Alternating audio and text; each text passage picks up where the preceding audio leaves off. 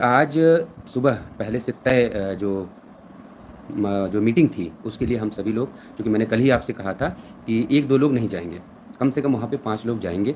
और आज हुआ ये कि जो मीटिंग होनी थी वहाँ पे जाने के बाद सबसे पहले हम लोगों की मुलाकात, चूँकि डीजी मैम नहीं आई थी, तो सबसे पहले हम लोग ये होगी, जब तक नहीं आती हैं तब तक अन्य अधिकारियों से मुलाकात कर लिया जाए। तो चूँकि गणेश सर को बताया गया, जो हमारे जीडी हैं, जॉइंट डायरेक्टर, उनके यहाँ ये हुआ कि वो बैठे हैं तो उनसे मिल लिया जाए। तो ये हुआ कि पहले गणेश सर से मिल लिया जाए, उसके बाद आगे जो है डीजी मैम तब तक आ जाएंगी, तब उनसे मुलाकात हो जाएगी। तो हम लोग गणेश सर के पास गए, तो गणेश सर ने जो हम लोगों को जानकारी दी, उन्होंने जब हम ये जानना चाहा हम लोगों ने कि सर ये बताइए, अभी तो ये कहा जा रहा था कि आज और कल में जियो जारी हो जाएगा, लेकिन कुछ हुआ तो नहीं। तो उन्होंने कहा कि भाई हम इसमें क्या ही कह सकते हैं, हमारे ऊपर के लोग हैं, उनको निर्णय लेना है, आप जो है मैडम से मिलिए, वही आपको बेहतर बता पाएंगे। तो हम लोगों ने कहा सर आप कुछ तो बताएं कि क्या चीज़ें कुछ चल भी रही है कि नहीं चल रही। उन्होंने कहा देखिए ऐसा है, जिनको करना है, हमारे ऊपर भी लोग हैं, जब तक वहाँ से नहीं आएगा हमारे पास तो सिर्फ आता है हमको चीज़ों को आगे बढ़ाना होता है, सिर्फ इतना हमारा काम होता है। बाकी आप मैडम से मिलते रहिए, मंत्री जी से मिलिए, वहाँ अपनी बात रखिए और जो भी होना होगा वहाँ से आपको जानकारी मिलेगी।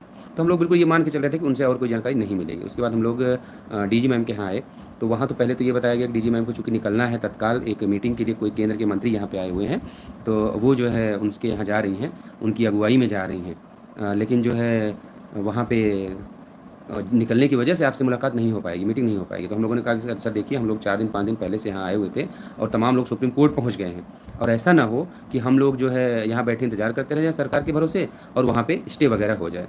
तो जो चौकी इंचार्ज हैं वहाँ के, जहाँ का वो क्षेत्र पड़ता है महानगर चौकी का, तो वहाँ के चौकी इंचार्ज को हम लोगों ने कांटेक्ट किया और ये कहा कि सर देखिए, हम लोग इतनी दूर से चल के आए हैं, हमारी मुलाकात करवाइए, भले ही 1 मिनट की मुलाकात हो, चीज़ें स्पष्ट हो, जो हम अपने लोगों को बता सकें।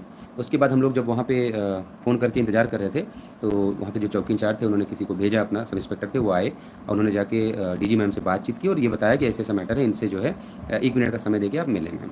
तो वो निकलते निकलते उन्होंने हम लोगों को बुलवाया, अंदर हम लोग गए, तो उन्होंने कहा कि बताएं। तो हम लोगों ने कहा कि मैम जो हाई कोर्ट का जजमेंट आया है, हम लोग वही प्रभावित अभ्यर्थी हैं, आपने कहा था कि जो है कुछ ना कुछ रास्ता बन जाएगा, लेकिन मैम अभी तक कुछ हुआ नहीं। उन्होंने कहा कि क्यों परेशान हो आप लोग, सरकार आपके साथ है। उन्होंने कहा मैम ये तो हम लोग सुन रहे हैं, लेकिन एक तरह वहाँ सुप्रीम कोर्ट भी तो पहुँच गया ना, तो करें भाई उनको कौन रोक सकता है। आप इस बात को समझिए, इस लाइन को समझिए, उनको कौन रोक सकता है। तो हम लोगों ने कहा कि मैम अगर स्टे वगैरह हो गया तो कह रहे नहीं नहीं परेशान ना हो, सरकार आपके साथ है, किसी का भी अहित नहीं होगा। तो हम लोगों ने कहा कि मैम कब तक कुछ उम्मीद रखेगा, देखो हम ये नहीं कह सकते, हम सिर्फ इतना कहेंगे कि सरकार सबके साथ है। तो इतना कहते हुए वहाँ से निकल गए।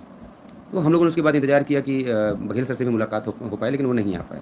उसके बाद हम लोगों ने अपने जो सोर्सेस हैं उनसे पता किया, तो पता ये चला कि अभी तक का जो काम हुआ है वो सिर्फ ये हुआ कि NIC से डेटा लिया गया था, डेटा लेके उस पर मीटिंगें तमाम हुई हैं, लेकिन अभी किसी भी मामले को लेकर सरकार ने कोई निर्णय नहीं लिया है। और जहाँ तक ये चीज़ें लग रही हैं कि सरकार इस बात का इंतज़ार कर रही है कि सुप्रीम कोर्ट में मामला चला ही गया है, और जैसे ही कोई डेट लगेगी और उनको नोटिस इशू हो गया, फिर इस मामले में उनको कुछ नहीं करना पड़ेगा। एक जानकारी और निकल के आई है कि जब माननीय मुख्यमंत्री जी से मीटिंग हो रही थी, तो एक अधिकारी ने वहाँ इस बात का जिक्र भी किया कि सर इस मामले में अभी बिना सुप्रीम कोर्ट के कुछ होगा नहीं। तो ये भी बातें हम लोगों को सुनी सुनाई ही सही, लेकिन ये यहाँ तक पहुँच के आई हैं, बड़े विश्वस्त सूत्रों से पता चल के आई हैं। तो इन सब चीज़ों को सुनने के बाद हम लोग इस चर्चा में थे कि आखिर क्या किया जाए आगे और कैसे चीज़ों को आगे बढ़ाया जाए, क्योंकि सरकार तो बिल्कुल उफ तक करने को तैयार नहीं, ना हाँ करे और ना कर रही है। इन सब उधेड़बुन के बीच हम लोग जैसे ही मतलब आगे बढ़ रहे थे कि चलो अब चला जाए इको गार्डन, और ये हुआ कि आम आदमी पार्टी के नेता संजय सिंह जी आना चाह रहे थे। यहाँ हम लोग आए, उसी समय मेरे पास एक जानकारी निकल के आई कि BTC वालों की तरफ से, जो BTC का मतलब मैं 6800 में शामिल अपने भाइयों को नहीं कह रहा हूँ, जो सिलेक्टेड BTC हैं 69,000 में जो जॉब कर रहे हैं, और वो सामान्य वर्ग के, हमारे आपके वर्ग के नहीं, सामान्य वर्ग के हैं, एक स्ट्रेटजी के तहत उन्होंने वहाँ पे एक अपील दाखिल की है। और उनका ये कहना है कि 69,000 शिक्षक भर्ती में अगर ये मामला, अगर हम जो डबल बेंच से हारे हैं जनरल वाले, अगर वो वहाँ पे स्टैंड करता है और फिर से आरक्षित वर्ग वाले लोग जीत जाते हैं, तो उनकी नियुक्ति नहीं हो पाएगी। उनकी नियुक्ति का एक रास्ता उनको ये दिख रहा है कि अगर 6800 से B.Ed बाहर हो जाए तो वो नियुक्ति आराम से पा सकते हैं।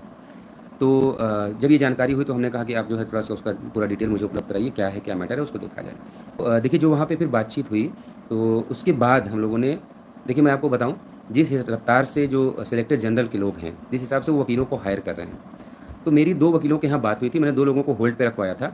आज ये पता चला, जब ये जानकारी मुझे हुई तो मैंने वहाँ कंफर्म करना चाहा, तो पता चला कि वहाँ पे एक चैम्बर में जहाँ मैंने बात की थी कि हम लोग आपको हायर करेंगे, जब भी ये मामला आएगा आप केस मत लीजिए, तो पता ये चला कि वो एक चैम्बर और आज अपने हाथ से निकल गया। उन्होंने ये कह दिया कि भाई हमको देखिए ऐसा है कि आपने कुछ अभी दिया तो था नहीं, और सर ने ये केस ले लिया, तो हम नहीं कर पाएंगे आपका केस।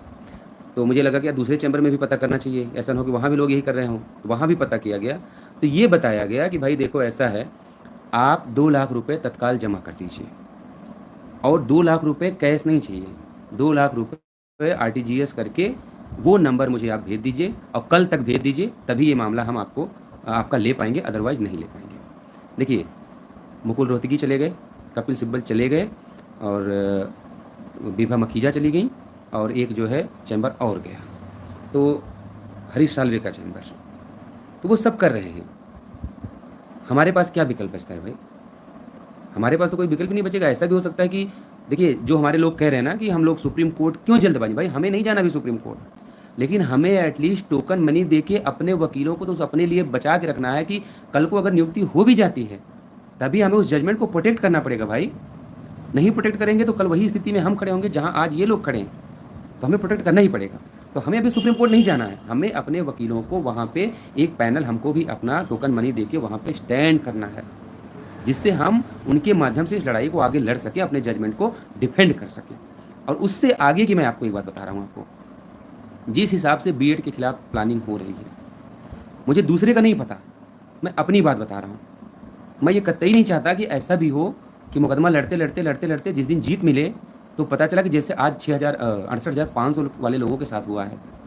बताइए, उनका जजमेंट आया, वो जिस चीज़ की लड़ रहे थे उनको वो चीज़ मिली नहीं।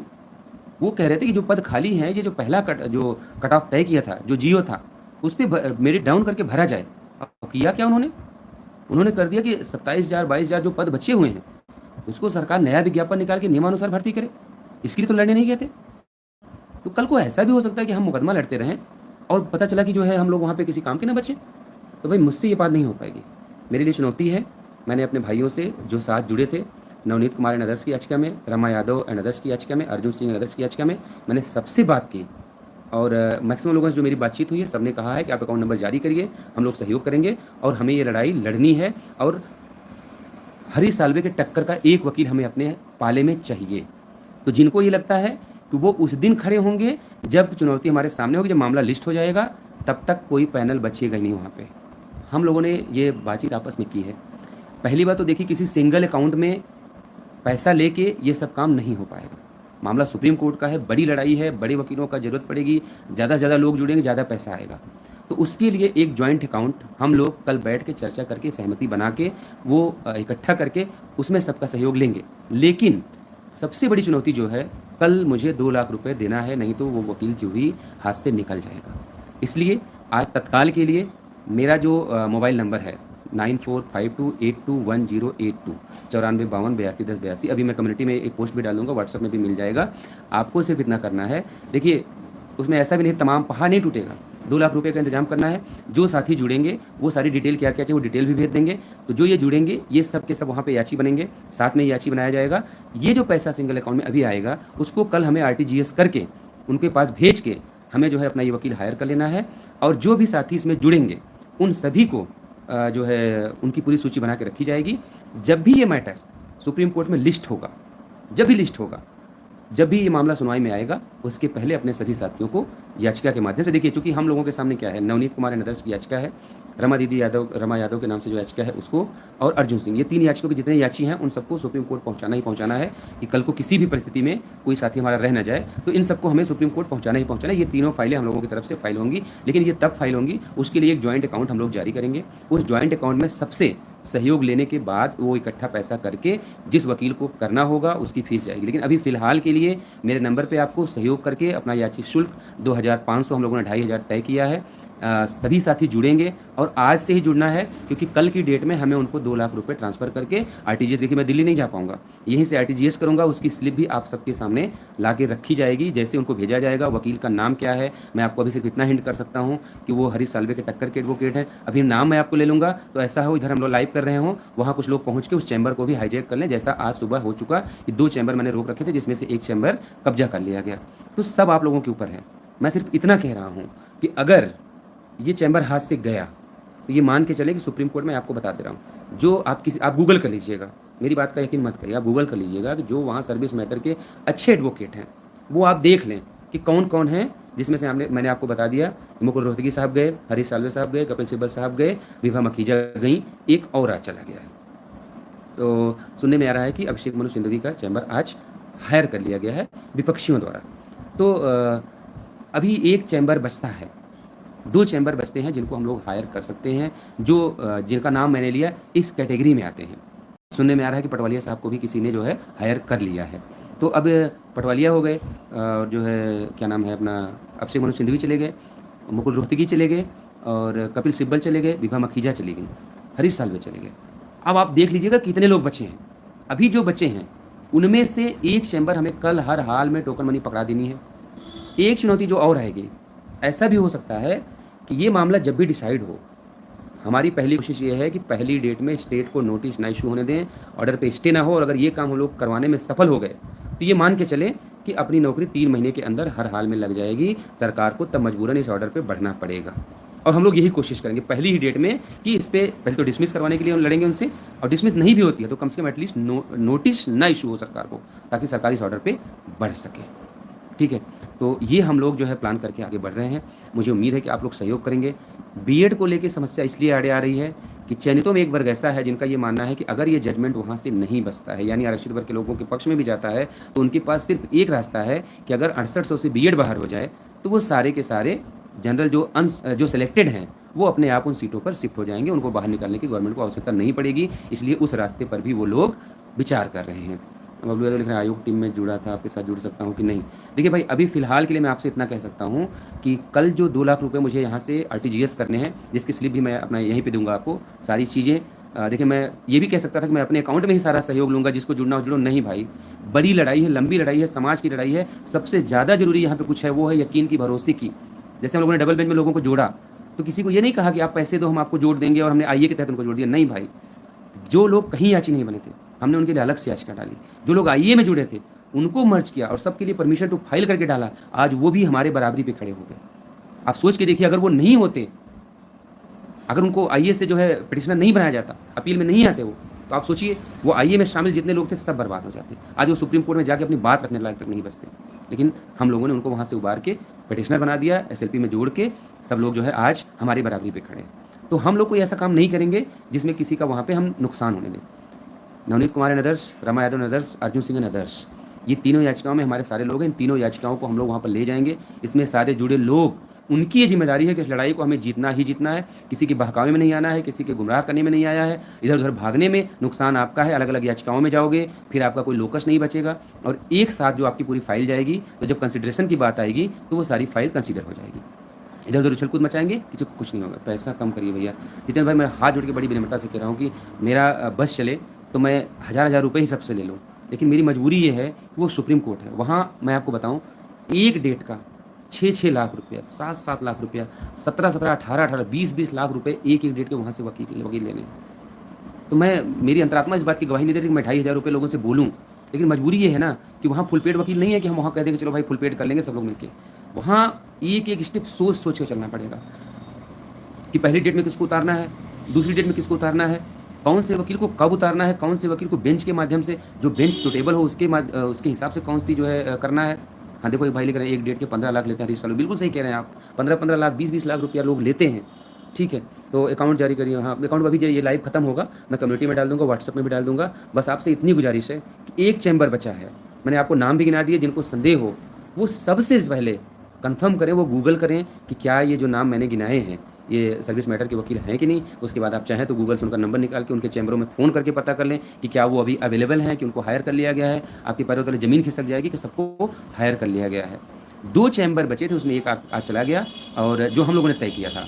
अब पता है कि एक चैम्बर ऐसा है जिस पर हम लोगों की नज़र है, वो हम लोग हायर कर सकते हैं, लेकिन वो सब आप लोगों के ऊपर है कि अगर आप लोग जो है कर लेंगे, कल 2 लाख रुपये उनको टोकन मनी हम दे पाए तभी ये संभव है, अदरवाइज ये संभव नहीं है। ये बात मैं आप सबसे बता दे रहा हूँ। फिर मुझसे कोई ये नहीं कहेगा कि इस मुकदमे का नतीजा क्या होगा, क्योंकि मुझे पता है देवेश शर्मा क्यों हार गए मुकदमा। क्योंकि उनके सामने जो बहस करने वाला था ना, वो कपिल सिब्बल था, और देवेश शर्मा को लोगों ने कितनी मदद की, कितने लोग खड़े हुए भीड़ पे पूरे देश में होते हुए, वो सबको पता है।